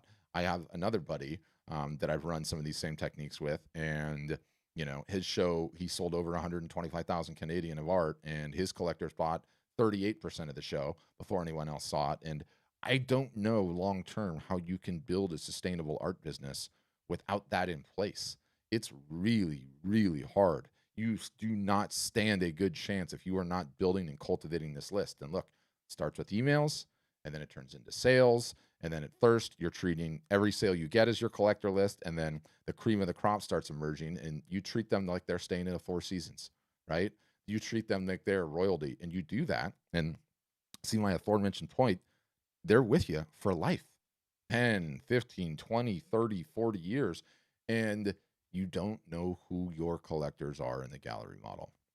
You just don't know. I don't know how you build a fantastic business that way. I don't think it happens. So those are sort of my points on it. Yeah, I agree, and that's where I am now. Is that the galleries are now out of business, have the collections, and I don't have. Yep, I know. So I need to start. Yes, we can help you. You got a marketing problem. You are the case in point example, though. You had the corner executive's office with the windows and everything else, and now I've got to tell you, you got to come back to the mailroom with me and push the cart around. But guess what? I'll day by day, you're going to get better. Day by day, you're going to figure it out. Day by day, you're going to start building your collector list, and you'll be glad you did in a couple of years, because the years go on and the business just continues to grow and grow and grow. And in artists, in your case, you don't have a validation problem. You sold lots of arts over the years, you know, and that alone will give you, you know, sort of its own momentum, because you'll start making some noise in the channels. You'll start capturing emails. People that bought your art 15 years ago will be like, I wonder what she's up to. Then they're going to Google your name. Then they're going to find your website. Then they're going to, you know, on and on and on. So that you just have to do the work. I mean, that's it. Just all it comes down to. Thank you. Yes. Thank you. And you sent some questions to me on email too. Did I answer those questions as well for the most part? Hold on, I have to unmute you again. I got trigger happy. You'll have to the mic icon bottom left again. Oh, Nate answered for me this morning. Thank you. Perfect. Thank you. Okay, next up is Kathy, and then David, I saw your hand too. I'll get you as well. And then I'm going to lock horns with you, Nancy. Get ready. Get ready, Nancy. I'm coming for you. All right, Kathy, go ahead. Am I unmuted? Yeah, I can hear you. Go ahead. Okay. We have what I call a brick and mortar studio that we operate for 5 months out of the year in a tourist town. Awesome. So we move a lot. We move product in the 5 months, but we don't seem to be able to move it unless we're live. Okay. And what we have is a lot of the paintings here are of figures that are in well, there, for an example, we have a fabulous Bernie painting down here, but do you help us target specific buyers? Because some of these people, they have so many layers in front of them, you can't communicate directly with them to show them something. I love that you said that. That is such a wise statement. Stated another way, it's really hard to get the executives at a company if you want to sell them something because there's so many gatekeepers, right? Yes. I can't get through the gatekeepers at all with these. People will come and say, God, so-and-so should buy that. We have amazing pieces about Trump down here that people have gone nuts over, but I can't get through to the right people. Yeah. So I can answer that in a marketing capacity. Just humor me. Where is the resort town? Just because I'm curious.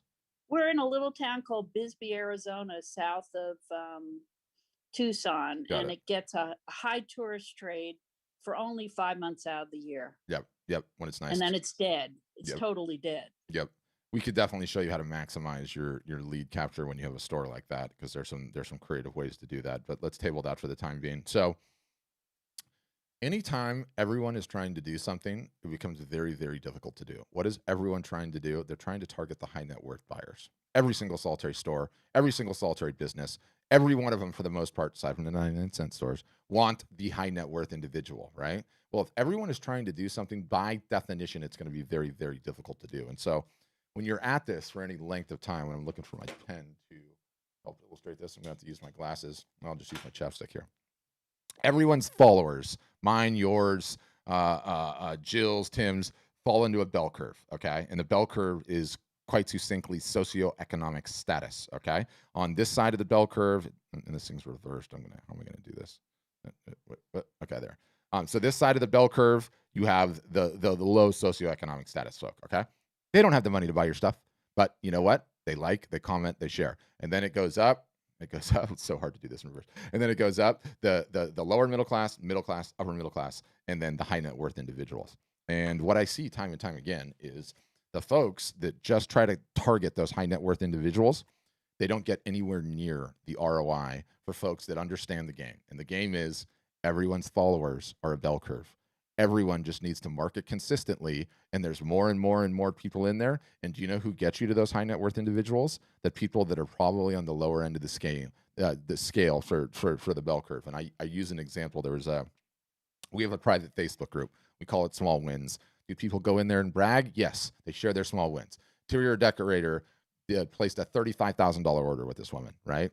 And anytime that you get a big sale like that, they post in there. How did you do it? Was it a Facebook ad? Was it an Instagram post? Was it an email copy? How'd you find them? The interior decorator's daughter, interior decorator that placed a $35,000 order. Interior decorator's daughter was following the woman on Instagram for 2.5 years. That's how it happens. That's how it happens in real life. That's how the majority of those sales to high net worth individuals happen in real life. You focus on your marketing consistently, and you get better at it and better at it and better at it. There's more names in there. Some are never going to have enough money, but they're going to be able to get past the gatekeepers and tell the people that do. And, there's just a residue of success. There's a residue of luck, the type of luck that is generated from actually doing the work that happens as a result of that. So in my estimation, that's the best way to do it. Now, can you target Trump supporters or Bernie supporters on Facebook or Instagram effectively? You can indeed, but the same rules apply. It's still very, very difficult to get to the high net worth ones without just consistent marketing. That's how to answer that. Okay, thank you. Yeah. So we can definitely teach you some tricks, Kathy, to run in the brick and mortar store. And I love that you have that. I love what that can potentially do. And it's nice to have the POD play in there in addition to the originals, because I'm on vacation. The last thing that I want to do is, truck this piece of art around for the rest of my vacation here, just ship it to me at my house, right? Which is great in a POD capacity. Correct. You probably already do that anyway, but yeah. And you're just to clarify, one could use your product services, the printing, without having to buy into this? You potentially could. Yeah. I mean, you could use our printers. We publish who our printers' names are. You could go and just establish a relationship with them on your own if you were so You're inclined. not the printers, though. Okay. No, we're not the printers. We All partner right, with okay. Bay Photo on the West Coast, and we partner with Graphic Dimensions on the East Coast. Yeah. Okay. Yeah. Thank you. Yeah, thank you. Okay, so next up is, I'm trying to figure out what David's name was, and I'm just going to type the D, and then you'll be right after that, Jill. All right, David, you're up. Gonna unmute you. Gotcha. Okay, can you hear me? Yeah, gotcha. All right, hey man. Hey. So sorry about that. No worries. And by the way, can I just compliment you already? Your little headshot that was up before the video exactly matches what you look like. There was no embellishing going on there at all. I like it. Authentic. So, with regard to the distinction between bronze, silver, and gold, are you able to quickly tell me, what detective, the conversion doctor, or smart lead capture, all that kind of stuff is real quick? Is that possible? Ish. Yes. Ish. Cool. I honestly don't know all the ins and outs of the features. Like company politics are like, they're so sensitive about their little world. I don't even want to know what the numbers are, what the prices are, but they're basically features, right? And so they're more advanced features. Yeah. And then the other trigger on the bigger deals is, if you bundle more years into it, you get a much better price. And we actually have come to love that, because what sort of differentiates us from all the other website companies out there, it's like, free sign up for 3 months and then start at $29 a month. You don't have any motivation to do a damn thing in that scenario. If it doesn't work out, you can phone it in, right? It's like a gym membership. Like, I'm not going to go this month, but I'm going to pay it. I don't really care. When you make those higher dollar buying commitments, it puts your feet to the fire. You're like, you know what? I am burning the boat. I am making this work come hell or high water. That being said, do the extra features help? Yes, they help tremendously. Do you know when they help? When you have a bunch of eyeballs coming to your website. Do you know when they don't help? When you don't, right? So you can upgrade or downgrade, for that matter, at any point in time along the way. So you kind of just have to look at your business and say, like, have you started working on your marketing problem? Are you going to have people coming to the website right away? Then fantastic. Get the bells and whistles. If not, you don't necessarily need to. But again, it's all about how committed you are and everything else. The Art Buyer AI is really cool, though. I'll just tell this story really, really quickly, because I think it's one of the funnest parts of the features of the software, and we don't usually talk about it. So David's Store, I want everyone to think of David's Store like the Apple Store. We've all been inside of an Apple Store, right? So what Art Buyer AI is, the snazzy title aside, is it's a proprietary cookie that tracks your users. And the easiest way to think about it is it's a video camera in the upper right-hand corner of David's Apple Store, okay? And I come walking in to David's Store, and I pick up the iPhone, and I look at the iPhone, and I pick up the iPad, and I look at the iPad, and then I pick up a MacBook Air, and then I look at that, I buy the iPhone, and I leave. Art Buyer AI detected that. So instantaneously, David in the back end gets a little notification, and it says, David, Patrick just walked into your store, looked at the iPhone, looked at the iPad, looked at the MacBook Air, bought the iPhone. Here's the email text we think you should send him. And it pops up a little box, and the box says, hey, Patrick, thank you so much for your order. I can't wait to get this iPhone shipped to you. That can't be automated? No, it is automated. Okay. That's the whole point. For a second, I thought you were, okay. No, the reason the text pops up, okay, is... it's letting me know that it already sent it? No. We have written the text, what we think you should send, so you can go ahead and hit send. But guess what? I don't want you to do that. I want you to personalize it a little bit, because until you're getting 50 of those a day, the number one thing that you should be spending time on is personalizing that damn text, because you're probably going to turn one order into 3, right? And so that's what the Art Buyer AI does, and it's snazzy, and it gives you all these opportunities to reach out by hand and get sales over the line, right? Like it pops indications when you have the email and they added 3 things to the cart and they don't know about it, and you might need to get on and do some consultative selling. The dirty little secret about the art world, about the software world, about anything, once items approach a certain threshold, and let's just say for the sake of argument, $1,500, nobody wants to buy that in isolation online. They want to talk to somebody.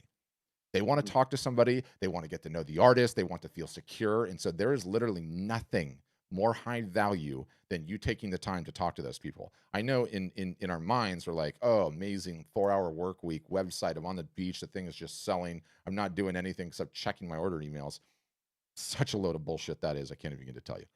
The best-selling artists for every single solitary piece over $1,500 are either on a Zoom or do an email hand-to-hand combat, getting to know the person, and you should be. That's how you get sales over the line. And the ones that don't, they're few and far between, and they are selling at such a clip of volume that the website needs to handle all of it. But I would go as far to say, like, you know, it will flash the opportunities. Your job is to get that person onto a Zoom call immediately, get that thing over the line, let them get to know you, be more comfortable with you, know, like, and trust. And guess what happens when you do? Your AOV, average order value, goes up. They end up spending more, right? Because they know the artist, they like the artist, they trust the artist. So that's what I would say. Real quick, stupid question. Can you can have video on the site? Oh, right? All day, 100%. 100%. Okay, cool. Yeah. What kind of stuff do you do? Kind of strange. Well, I used to burnish on aluminum, and I take a combination of my photography and illustration and transfer it to the etched metal, and it yielded kind of like a holographic effect. Oh, wow. Now I'm going in a completely different direction, and I'm going to be using a combination of photography and paint, and I'm also going to be going with heavy texture. And but the thing is, I'm thinking about creating 2 different sites. One for don't do that. Don't do that. Would be kind of like an art brand, and then the other would be, you know, north of 5 figures per piece. Don't do that. Put them all on the same site. Don't do that. Don't. I wouldn't, believe me. The reason you don't want to split it is because attention is the currency of the land that we live in, right? It's the hardest thing to get. Everyone has an attention problem. Yes, marketing solves it. You're saying I wouldn't want to split the sites? You would not want to split the sites. Put them all on one. You're the brand. Well, the thing is that with the high price work, I want to get that in the galleries. So it's not going to prevent you from getting galleries in the slightest. You're just not. I mean, look, take my advice for what it's worth, right? I mean, you got to. It'll turn galleries off. I mean, nonsense. T-shirts, you know? How do you know it'll turn galleries off? Has a gallery told you I'm turned off by this? I know that world. I used to run a gallery. Yeah. And they're like persnickety, and you know, if I want to get into Unit London, they're not. If they see me selling T-shirts, they're going to be like, "Forget it, dude." Yeah, no, but you don't have. No one's saying you have to sell T-shirts. You can sell T-shirts or not sell T-shirts. You can take all of the merch and put it in a gift shop. There's not a single solitary museum in the world that doesn't have a gift shop, and they have the nicest work in the world. The Rolling Stones sell merch in their booth. It's all in the perception, and in my estimation, the galleries will respect you more based on the size of your social following. They'll respect you more based on the sophistication of your marketing and ultimately your sales volume. And when you split the attention, now you have 2 entities to market towards, 2 Facebook accounts, 2 Instagram accounts to potentially drive that traffic to. That's not how you want to do it. Moreover, I love having the disparity of price points in one store. I love a store that has something for $50, $60, $70, $150,000, and then also has something, starting at $150 to $250. Because again, see my aforementioned point about the bell curve, right? You want to have items in your store that you can sell to all those folks. So I don't think it hurts you in the slightest. It really doesn't. And I think the galleries give a crap much more about how much social marketing you're doing on your own, what those follower accounts look like, what the engagement looks like, because they know that's going to make you easier to sell in their shops. And I'm hearing you. Yeah. And the other thing I would say, just because I know you want to go into that hoity-toity world, just pro tip from one to another. Start with anything that's ever been written about you in terms of like a news article that's published, and then go on to Upwork.com and get somebody to make a Wikipedia page for you. Got to have a Wikipedia page. It's like one of the first things they check. Is this person prestigious enough? Well, then let's see their Wikipedia page. Easy to do too. It's like costs like $250. Okay. Status, good status. But we can help you. Don't contemplate what I said because I mean it. Attention is the commodity. It's the hardest thing to do. Don't split it. I'm hearing you. Yeah.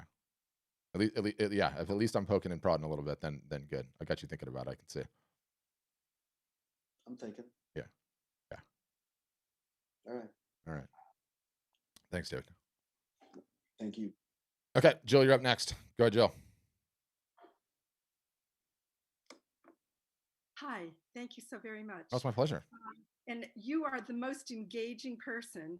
You are the reason that I actually went to the site to get a conversation with somebody. And I have to applaud your business, the art storefronts, for having a human being contact me. I know. That itself is something that is rare. You're doing a presentation like this, so kudos to you guys and you're tremendous. I really appreciate that. I came on very late. I have strep throat and I just got the diagnosis, and so I got on the call a little late. And but I wanted to say that I have I think a very nice website, but it has a lot of things that I do on the website. So it has more than my artwork, and the art gallery part is being developed, and I put the title of it up there so you could see it, just so because you may have some comments.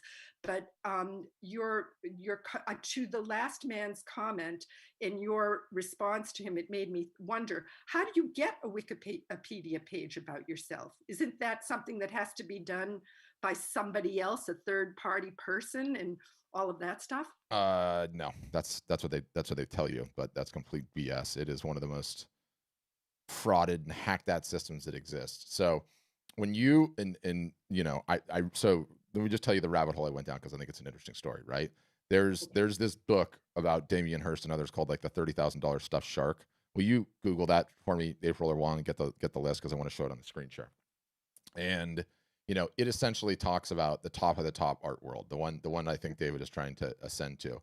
And by the way, let's just talk about numbers. Do you realize that world is like all sports leagues into one? That's how few people actually get to that level, right? And so I went and got this list of the one, I think it's called like the $30,000 stuffed shark, I think is the name of the book. Anyway, it's a great read just to learn how that game goes. And so I got this list, okay, of the top 60 best-selling contemporary artist, whatever. And I was like, you know what? I'm going to dig into this and see what's going on. And I literally looked at everything. Their social followings, were they posting on a regular basis? Did they have their art on a website at all? But you know what they all had? They all had Wikipedia pages, right? And so to get a page stuck, you can go and hire professionals to do it on these third-party websites that all they do is write Wikipedia articles. But you have to have enough published articles online that mention you to get the links to stick. And thank you, Juan. Let me just look at this quickly. This is such a good read. So it's by Don Thompson, the $12 million stuffed shark. I knew it. The Curious Economics of Contemporary Art. Phenomenal read, this book. Phenomenal read. The stories in here. By the way, just food for thought, which I thought was so amazing on this. And maybe you guys already know this, but I didn't know this at the time. So Damien Hirst, right? And he does those dots. Yeah. He has not done a single solitary one of those. His understudies, he's since stopped doing them, by the way. His understudies do 100% of it. He doesn't even do it. Unbelievable. I don't know.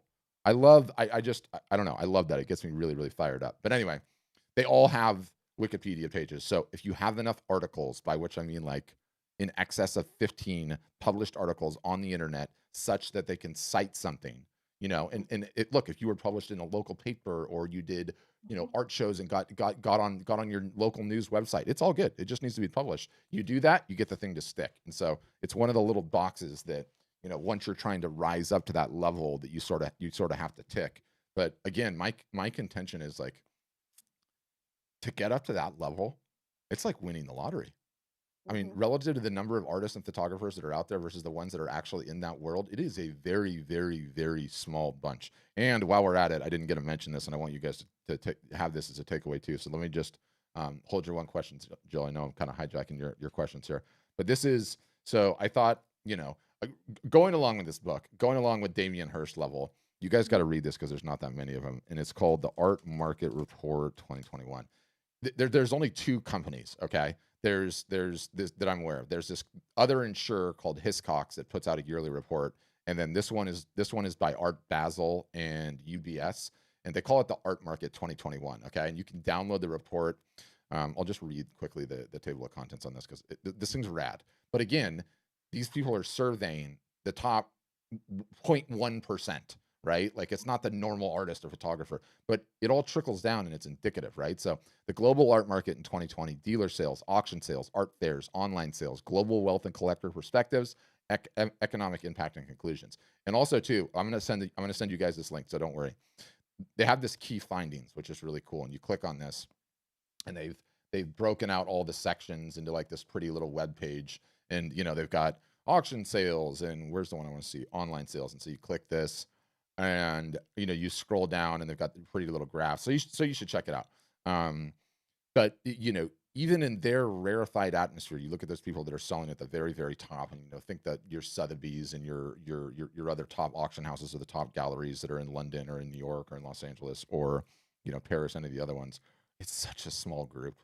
Like aspirationally, I love that you're contemplating, I want to be in there and I want to get in there, but it is such a small group. It is such a tiny amount of people. And if you get there, fantastic. But I firmly believe that the best way to get there is to make your own waves. And the way to do that is marketing. And you're not going to just get there magically on a luck balloon. It's like, you know, thinking that you're going to just get placed in a gallery and one guy's going to see you and another guy's going to see you. It's like trying to make it as a musician, right?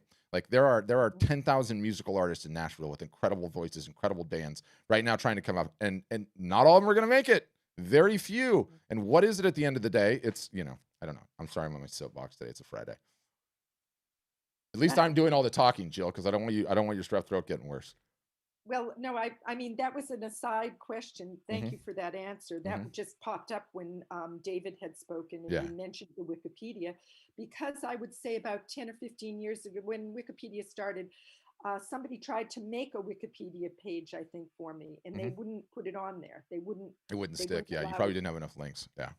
To go up there. Now I have quite a few articles and that kind of thing that have been written over the years.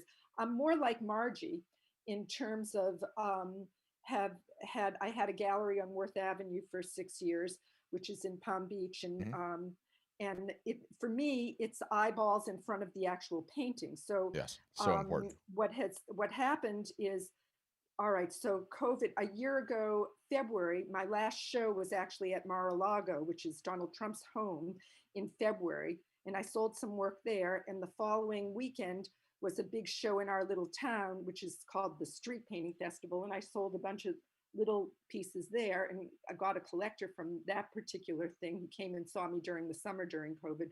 And I have a show in a museum that is sequestered in the museum. That's so annoying. Yeah. Since March 2nd, it opened on March 2nd and closed on March 3rd, and the museum is still closed. So I have probably the longest running art show in the history, right? Yeah.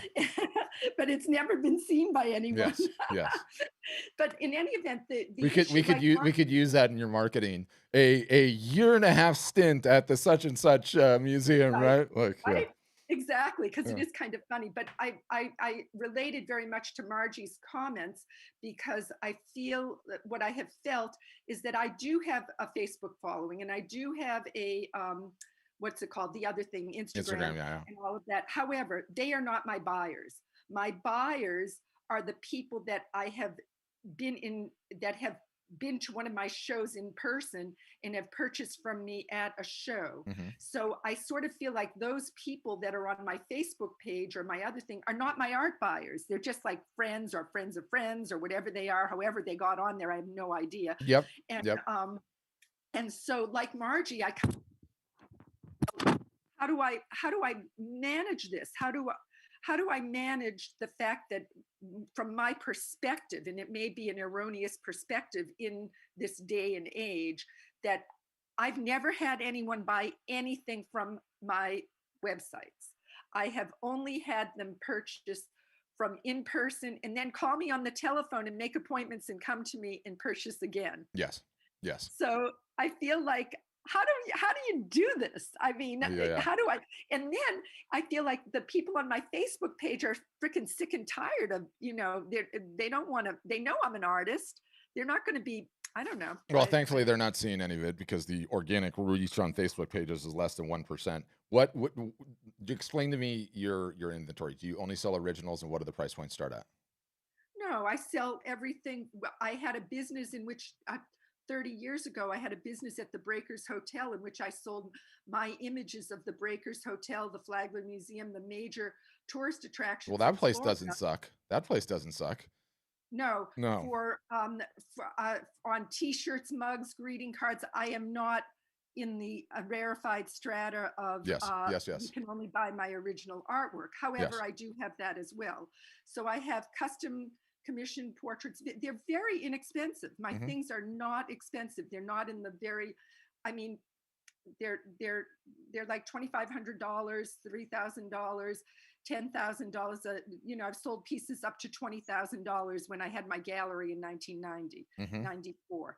But I then put everything away for quite a few years and just started things up again in terms of the selling situation again.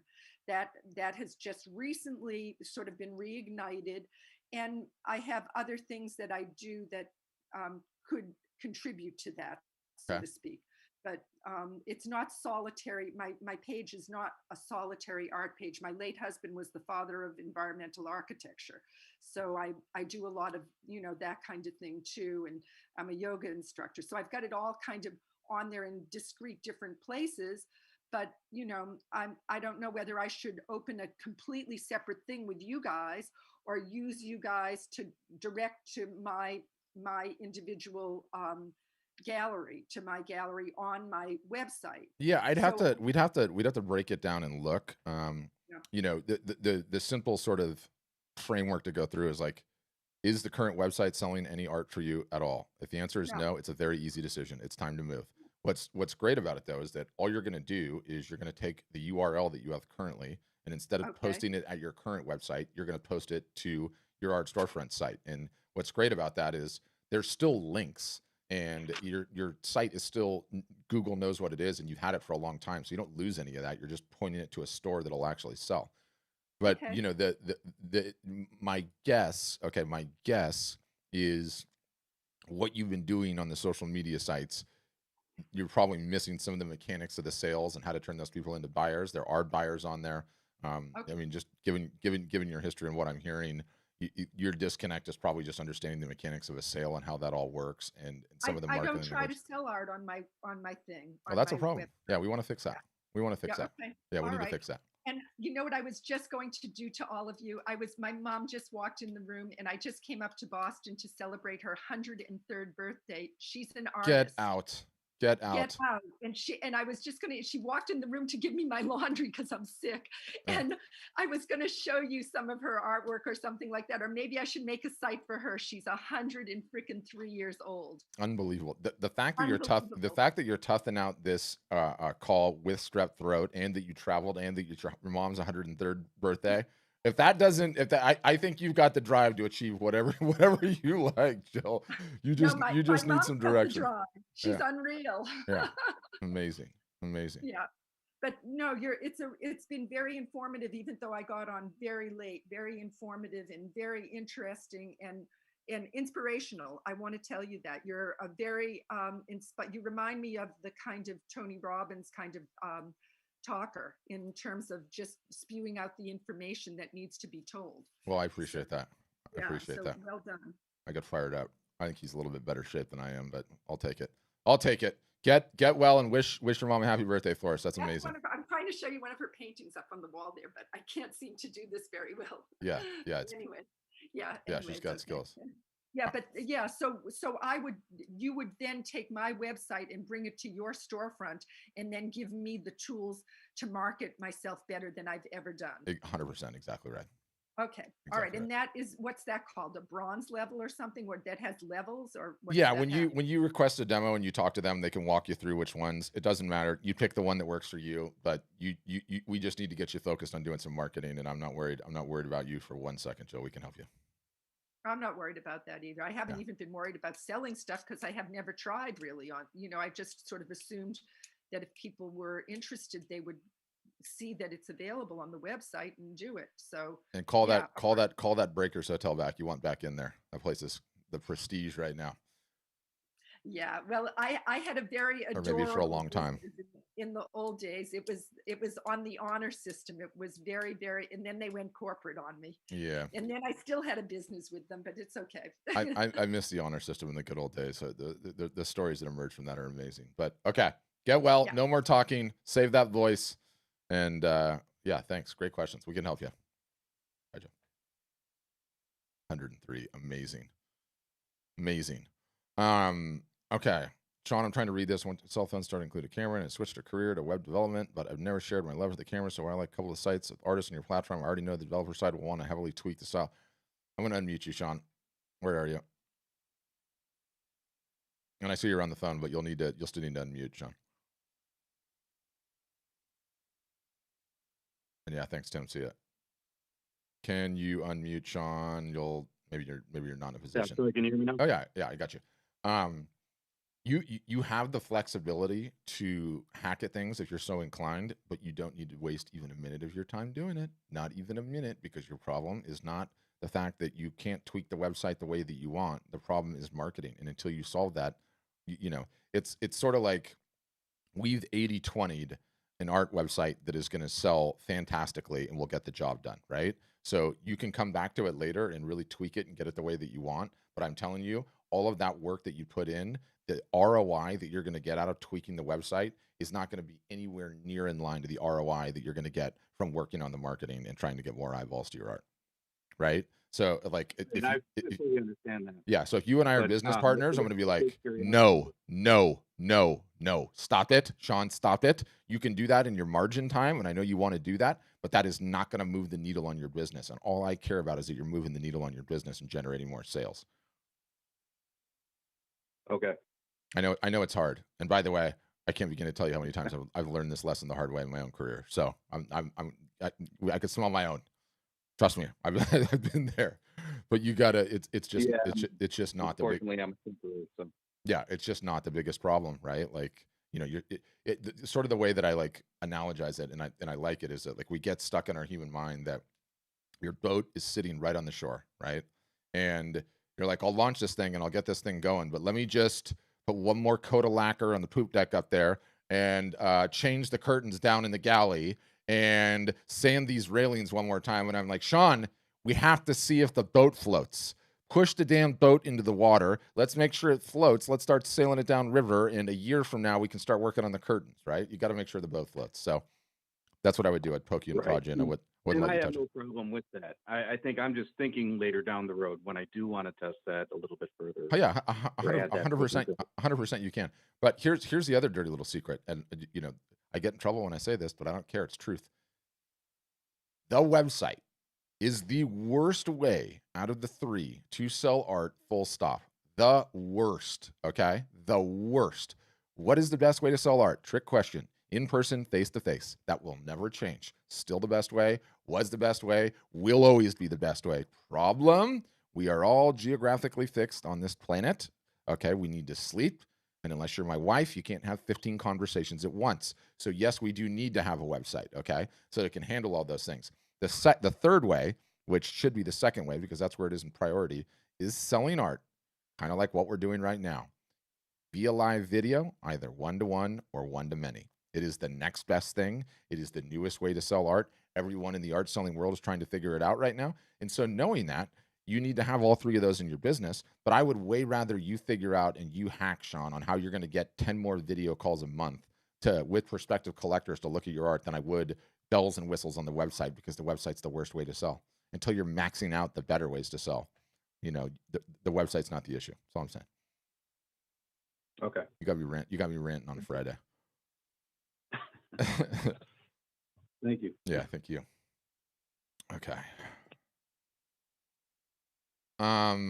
What else? I'm trying to think what else. Are there other questions that I missed? Love you guys sticking with me for this long. Oh yeah, did Nancy take off? I was gonna challenge Nancy on one of her things. I don't know if she's gone. Yep, I think she bailed on Friday. Okay. Good questions today. Good session. Really had a good time with you guys. So the one thing I would say is that this is the last day of the month, and we do have a special running.